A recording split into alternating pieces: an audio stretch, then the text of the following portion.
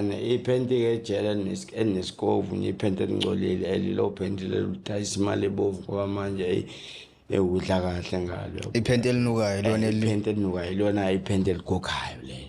Hey. Yeah. Shuthi umuntu esifazane uhlala nalo 1 week. Lingawashi. Yeah, lelo phenti uma selifika kumina njengoba ngishaya 15 years noma ngishaya 25 kunabantu abashawo life sentence. Labo bantu bathi mabelinuka abona ukuthi uNkulunkulu namandla akuyaqatshwana labafu.